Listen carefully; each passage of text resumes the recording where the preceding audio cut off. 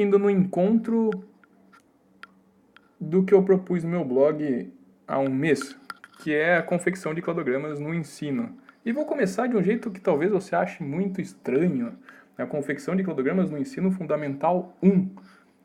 Não é devaneio de um maluco, pelo menos eu espero que não soe dessa forma no final da explicação.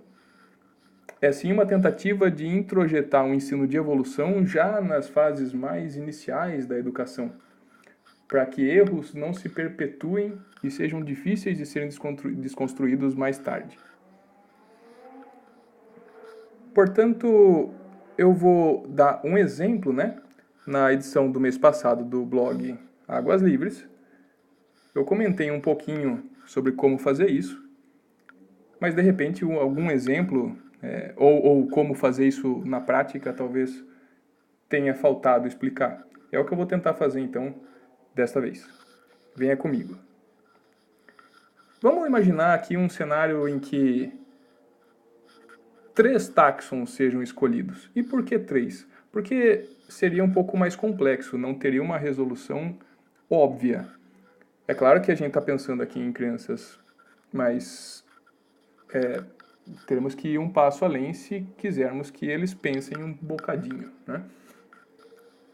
No meu exemplo, o uso de 2 táxons, então, talvez servisse para introduzir o assunto, aquele comecinho em que as crianças começam a ter o primeiro contato com esse tipo de conhecimento. Mas não é aí que eu gostaria de parar. Eu proponho que eles cheguem a trabalhar assim com 3 táxons, porque aí há possibilidades diferentes de resolução. A resposta não é óbvia, Porque, é lógico, se eu trabalho com 2 táxons, por exemplo, aranhas e orquídeas, eu vou chegar à conclusão que elas têm um ancestral em comum e acabou, É só isso. Com 3 já muda um pouquinho a história, porque se eu levo em consideração aranhas, orquídeas e cogumelos, de repente aranhas são mais aparentadas a orquídeas, ou aranhas são mais aparentadas a cogumelos, ou ainda orquídeas a cogumelos. Percebam que nós temos 3 possibilidades então,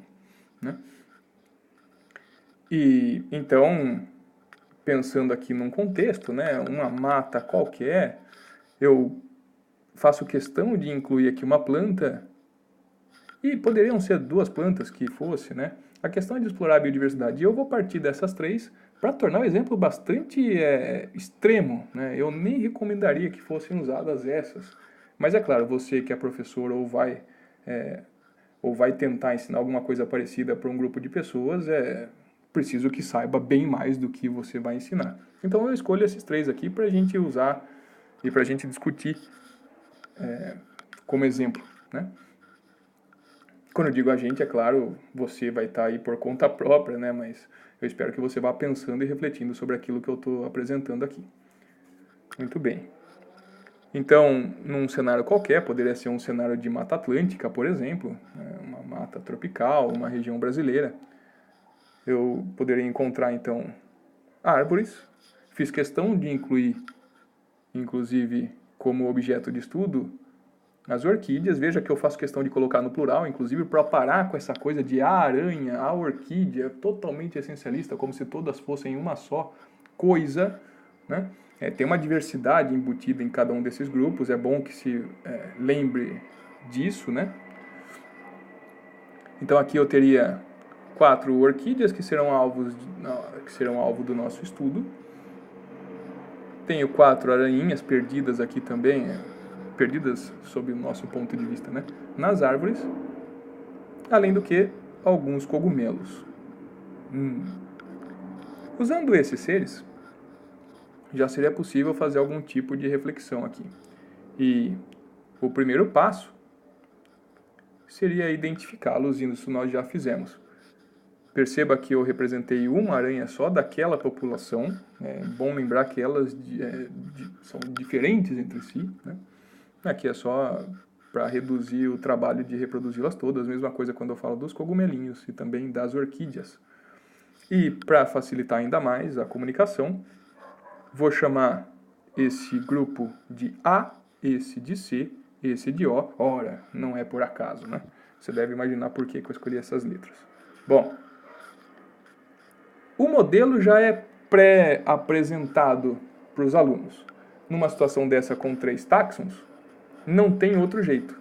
2 serão mais aparentados. É claro que teria uma outra possibilidade, que seria uma tricotomia, né? Seria os 3 elementos dentro desse conjunto igualmente relacionados entre si, ou seja, uma falta de informação adicional nos levaria a concluir que não dá para saber qual dos 3 é mais aparentado. A gente vai evitar esse tipo de problema para esse nível de ensino. Então, a situação só é essa mesmo possível. Das 3 apresentadas, sejam quais forem, no nosso exemplo são as orquídeas, são as aranhas e são os cogumelos, só é possível dizer que dos 3, 2 são mais aparentados entre si. Então isso já é dado, é apresentado, e é bom lembrar que a linguagem dos conjuntos é uma linguagem já trabalhada com as crianças até mesmo antes do ensino fundamental, né? Eu me lembro até hoje, quando eu tinha lá os meus 4 anos, naquilo que era chamado de Jardim 1 ou Jardim 2, sei lá também, até hoje eu não entendi direito o que difere um do outro, mas eu lembro que naquela época uma das atividades que tinha que fazer era pegar uma folhinha e ficar circulando os mais parecidos, e depois circular os mais parecidos dentro daquele grupinho. Eu me lembro até hoje daquilo. É uma linguagem até intuitiva, é por isso que a teoria dos conjuntos é chamada de teoria intuitiva dos conjuntos por muitos matemáticos também. A partir disso, a gente começa, então, a colocar os organismos estudados. Apenas por uma questão, na verdade, por 2 questões, né? Ludicidade, sei lá, para deixar mais bonitinho, mais atrativo, eu coloquei aqui os desenhinhos. Mas para mim era muito fácil, era só copiar e colar nesse programa. Se você estiver numa sala de aula ou em uma atividade, você já pode tentar representá-los pelas letras, né? É claro que eu já estou pensando em crianças que são alfabetizadas. Então aqui eu poderia ter colocado O, aqui C e aqui A. E é lógico, aqui o que está se tentando trabalhar é a ideia de conjunto dentro de conjuntos, subconjuntos. Isso é muito importante que se entenda.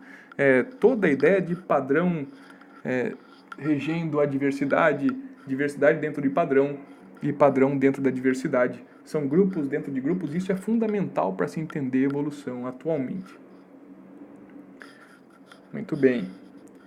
E é claro, estou imaginando que foram as crianças que propuseram uma coisa desse jeito. E quando isso acontece, e poderia ser qualquer outra organização, hein? É bom que se fale. Mas não importa qual seja, é fundamental que se justifique. Nesse contexto aqui, então, a pergunta seria: o que te levou, ó meu aluno, a agrupar esses 2 e não esse com esse ou esse com esse? Por que é que o subconjunto foi feito incluindo esses 2 aqui?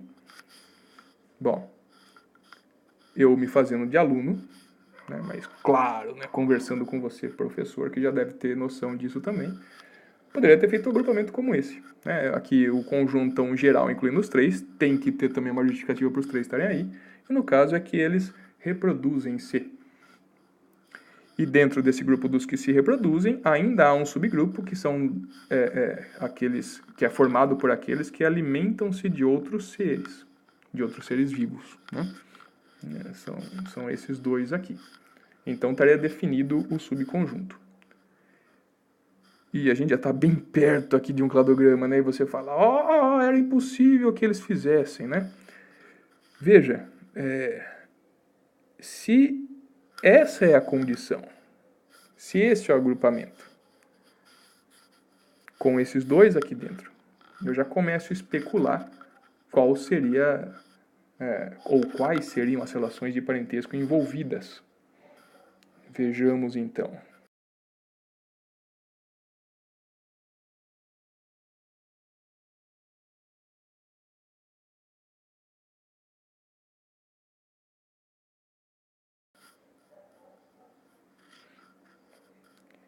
Da mesma forma como os conjuntos foram pré-apresentados, né, a situação para que fosse completado apenas, a mesma coisa vai se repetir aqui.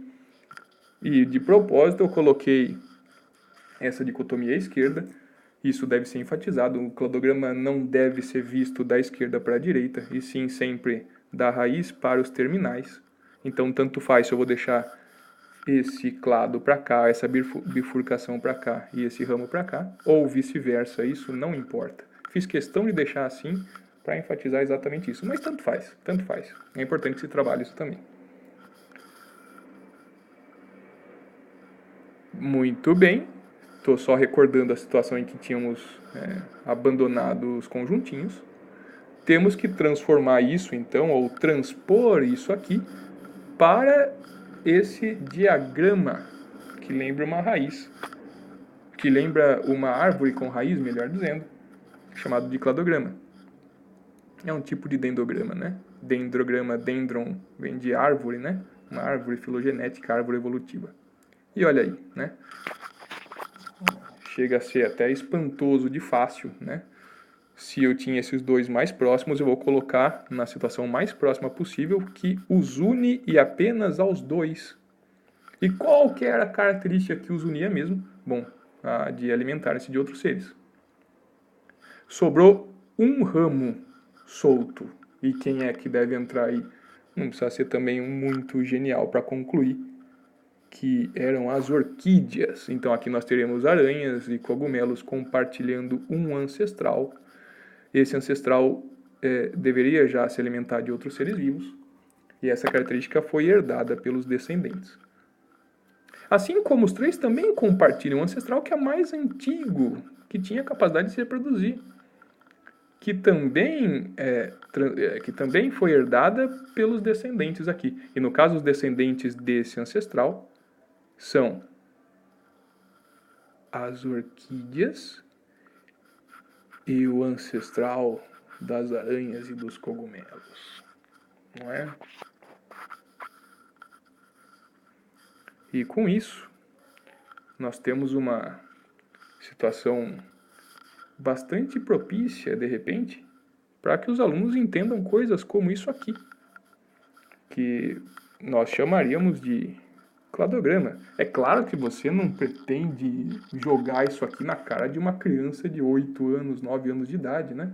Mas a sementinha já está plantada, porque é desesperador quando se chega aí numa sala de aula de ensino fundamental 2, ou ainda de médio, ou ainda de ensino superior, e as pessoas têm assim uma leitura absurdamente equivocada disso aqui. Isso até em trabalho científico nós encontramos, né? Se você entende do que eu estou falando, talvez tenha gostado bastante desse vídeo, e se não, também talvez tenha gostado. Agora, se não gostou, seria bastante interessante que deixasse os comentários para que nós pudéssemos discutir e tentar abandonar um pouquinho aquela mesmice um pouco defasada de ficar agrupando bichinhos entre aqueles grupos desconexos dos que voam, dos que pulam, dos que gemem, dos que arrotam e assim por diante, né, que pode ser um pouco lúdico, um pouco divertido, talvez treine um pouquinho assim de raciocínio, mas em termos de utilidade para a compreensão da biologia atualmente, não é lá grande coisa. E para terminar, se você está se perguntando, mas qual que é a importância de fazer isso ou para que isso serve, eu já vou direto ao ponto. Eu não vou discutir isso agora, isso já foi muito discutido no meu blog também, mas tem livros sobre isso, tem um monte, uma tonelada quase de artigos, né, que fala sobre isso, livros e tal, e isso já vem sido colocado de forma incisiva já há anos, apesar da defasagem dos livros didáticos. Não podemos nos ater a isso aí, né? Chegou o momento de fazer uma coisa um pouquinho melhor nas salas de aula. Bem, era isso que eu tinha para dizer hoje. Um grande abraço.